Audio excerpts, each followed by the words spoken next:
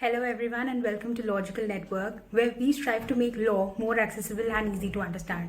I am Bhavna Nair and today we'll be discussing the ban imposed on Chinese apps. Indian government recently banned 59 Chinese apps, citing that these apps were prejudicial to sovereignty and integrity of India, defense of India, security of state and public order. Here's a complete list of Chinese apps that have been banned by India. This comes after the clash reported along the LAC and after repeated failures of talks regarding de-escalation. Now, is the government authorized to impose such a ban? Yes. Section 69A of the IT Act empowers the central government to block public access of any information through any computer resource if it finds the same to be detrimental for India's safety and security.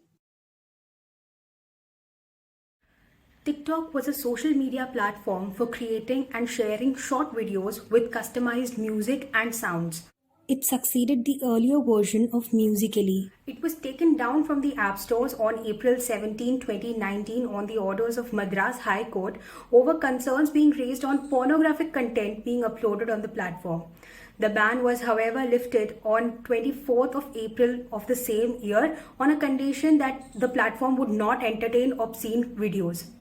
Now let's analyze the ramifications that TikTok had on its users and also the impact of such a ban on China. As per psychologists, TikTok attracted mainly teenagers and youngsters who wanted to become popular, and this gradually developed into an apprehensive behavior like fear of missing out or an urge to be continually connected with people. This elevated into an addiction and they started showing aggressive behavior, sleep disorders, and poorer grades in studies. If we analyze the ban in general, it is a huge loss for China as India is China's biggest external market for apps. The revenue collected only by TikTok in India in a year is at least rupees 43.7 crore. Alibaba, Tencent, Baidu are Chinese companies which are a part of its digital Silk Route, and India's ban on apps may negatively impact their valuation, thus hurting China's ambition of becoming a digital superpower by 2021. Imposing a ban on Chinese goods at the moment would not be feasible for India because of a number of reasons.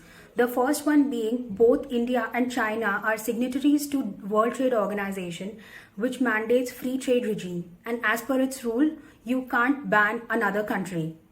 A second reason is that production and labor costs are much higher in India than China, with China being the power hub and 10 hours of work a day being the norm.